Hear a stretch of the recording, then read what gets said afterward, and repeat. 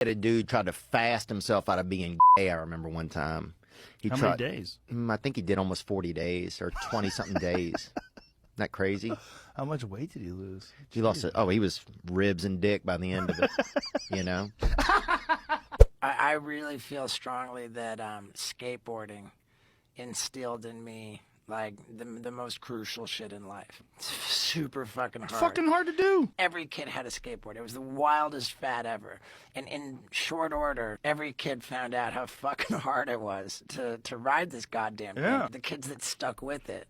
I mean, right there, dude, that is a white hot core of just persistence, dedication, like fucking sacrifice. Like skateboarding weeds out pussies and quitters and just isolates kids who will figure it out. To just put effort and fucking tenacity and on top of that, everything that you're riding your skateboard on, you're effectively fucking vandalizing. So like, you know, I come from this mentality where you're always encouraging people to try. Even if you're never going to be very good at martial arts, it will be very good for you. It will benefit you to try to get better at this difficult thing. I feel like everything that you do that is difficult is a vehicle for developing your human potential. Anything you do that's difficult allows you to confront your character flaws and allows you to confront your discipline issues, allows you to confront all the thoughts that are in your mind that maybe you haven't properly organized,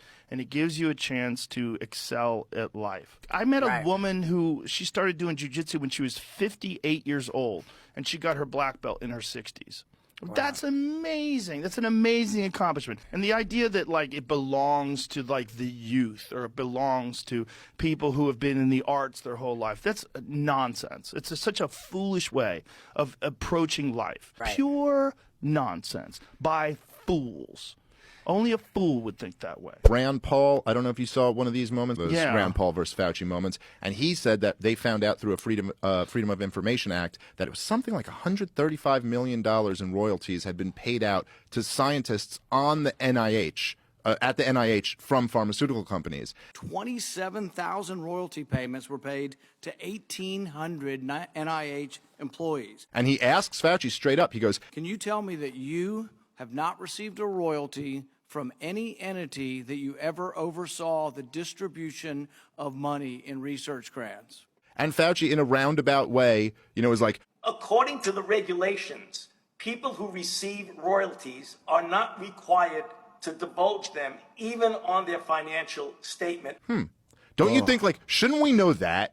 Shouldn't we at least be able to know, like, how much money does Fauci make from Pfizer and Moderna? Because that seems like a tiny conflict of interest. A giant conflict of interest. You know, Jamie's a audio engineer, like a real audio engineer who went to school for it. I did go to school. There was no YouTube for it. And then, like, the year I graduated, YouTube got invented. And everyone started So you just learn all this shit on YouTube at that point. How much of what you learned in school is still valid?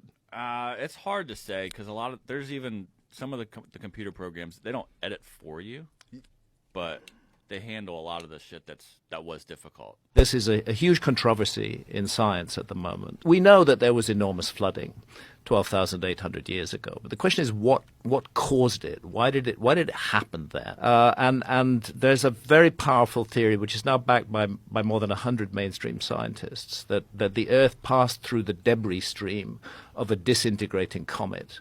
And that theory is called the Younger Dryas impact hypothesis. And those several bits of that disintegrating comet might have been pretty big, maybe up to a kilometer in diameter. And they landed on the North American ice cap, generating huge amounts of heat. Tremendous shock wave hits the ice cap. And it turns that ice into water and it rushes down southwards, fills up these lakes, overflows these lakes, and tears up the landscape underneath it.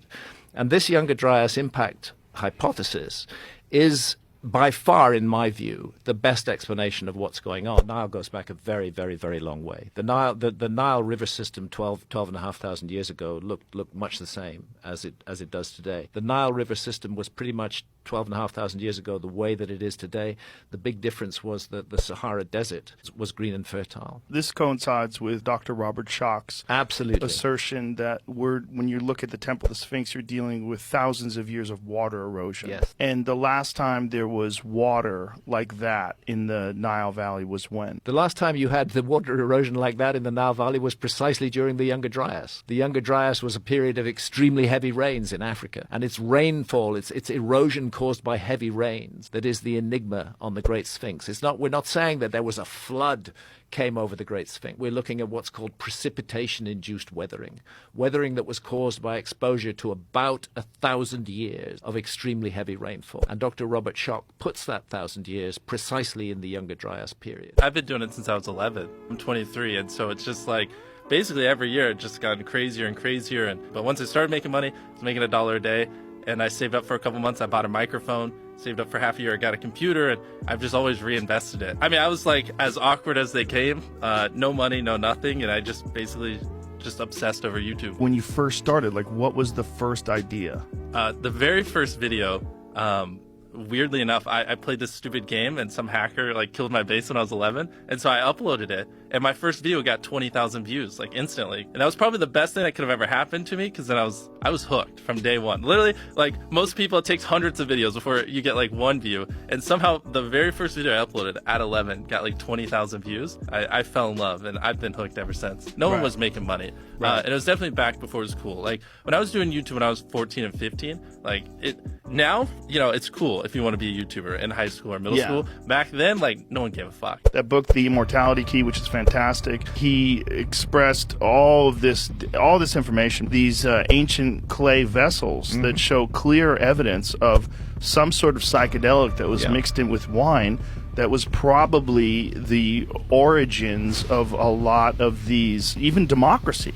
a lot, like the Enlightenment. A lot of it came from these meetings. Let's think about it. If you're locked, this is one of the reasons why psychedelics are being so successful in healing people with profound depression. Because what is profound depression otherwise that you're locked in a very narrow frame that you just can't escape from? And what psychedelics seem to do is they break that lock. So it's not surprising that psychedelics revolutionized the ancient world. And I'm absolutely convinced that there isn't a religion in the world that didn't begin with experiences in altered states of consciousness.